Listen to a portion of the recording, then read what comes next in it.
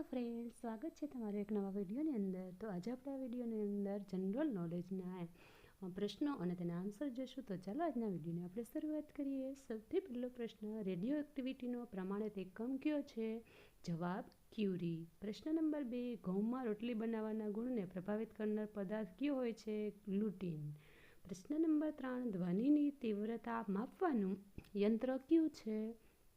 તો જવાબ ઓડિયોમીટર. પ્રશ્ન નંબર 4, એસિડ વર્ષાની શોધ કોણે કરી હતી? તો જવાબ છે રોબર્ટ અંગુચ સ્મિથે એસિડ વર્ષાની શોધ કરી હતી. પ્રશ્ન નંબર 5, તમાકુમાં કયો વાયરસ હોય છે? જવાબ ટોબકો મોઝેઇક વાયરસ. પ્રશ્ન નંબર 6, વાદળોનું વાયુમંડળમાં તરવાનું કારણ શું છે? તો જવાબ છે ઘનતા. વાદળોનું વાયુમંડળમાં તરવાનું કારણ ઘનતા છે. પ્રશ્ન નંબર 7, નેત્રદાનમાં આંખનો કયો ભાગ દાનમાં આપવામાં આવે છે? તો એનો જવાબ છે કોર્નિયા. પ્રશ્ન નંબર 9, હવામાં ધ્વનિનો વેગ કેટલો હોય છે? તો જવાબ છે હવામાં ધ્વનિનો વેગ 332 ms હોય છે. એના પછીના આગળના પ્રશ્નો જોઈએ.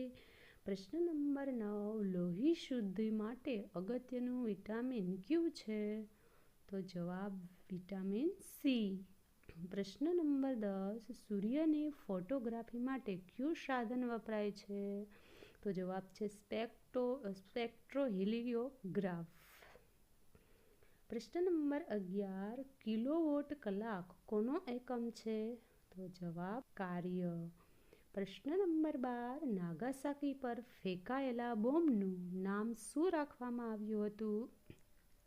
તો એનો જવાબ છે ફેટ મેન. પ્રશ્ન નંબર 13, સજીવના રંગસૂત્રો ક્યાં આવેલા હોય છે? તો જવાબ કોષ કેન્દ્રમાં. પ્રશ્ન નંબર 14, હરિત ક્રાંતિ શબ્દ આપનાર કોણ છે? તો જવાબ છે વિલિયમ ગોડ. એને હરિત ક્રાંતિ શબ્દ આપ્યો હતો. પ્રશ્ન નંબર 15, સૂર્યપ્રકાશનો સૌથી વધુ ઉપયોગ કયો પાક કરે છે? તો જવાબ છે શેરડી. પ્રશ્ન નંબર 16, માનવ શરીરમાં કયું રંગસૂત્ર સૌથી નાનું છે? તો એનો જવાબ 21. પ્રશ્ન નંબર 17, ઓઝોન સ્તરની જાડાઈ માપવા કયા એકમનો ઉપયોગ થાય છે? તો જવાબ ડોબ્સન એકમ. પ્રશ્ન નંબર 18, અતિશય શુદ્ધ ડીઝલને શું કહેવામાં આવે છે? તો એનો જવાબ સિટી ડીઝલ છે એ શુદ્ધ ડીઝલને કહેવામાં આવે છે. પ્રશ્ન નંબર 19, ઘોડામાં કેટલા રંગસૂત્રો હોય છે? તો જવાબ છે 64. પ્રશ્ન નંબર 20, ચામાચીડિયું કેવો અવાજ ઉત્પન્ન કરે છે? તો એનો જવાબ છે ચામાચીડિયું છે અલ્ટ્રાસોનિક અવાજ છે એ ઉત્પન્ન કરે છે. પ્રશ્ન નંબર 21, સફેદ કોલસો કોને કહેવામાં આવે છે? તો જવાબ જળ વિદ્યુત ઉર્જાને. પ્રશ્ન નંબર 22, ફળોના અભ્યાસ સંબંધી વિજ્ઞાનને કયા નામથી ઓળખવામાં આવે છે? તો એનો જવાબ છે પોમોલોજી. પ્રશ્ન નંબર 23, અત્યંત ગરમ તારો કેવા રંગનો દેખાય છે? તો જવાબ છે ભૂરો. પ્રશ્ન નંબર 24, મીઠાના તેજાબ તરીકે કયો એસિડ ઓળખાય છે? તો એનો જવાબ છે ફોર્મિક એસિડ. પ્રશ્ન નંબર 25, મનુષ્યના રક્તકણોનું આયુષ્ય કેટલા દિવસનું હોય છે? તો જવાબ છે 120 દિવસનું.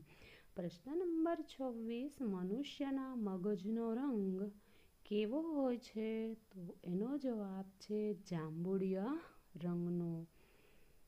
પ્રશ્ન નંબર 27, પ્રાણી સૃષ્ટિનો સૌથી મોટો સમુદાય કયો છે? તો એનો જવાબ છે સંધિપાદ.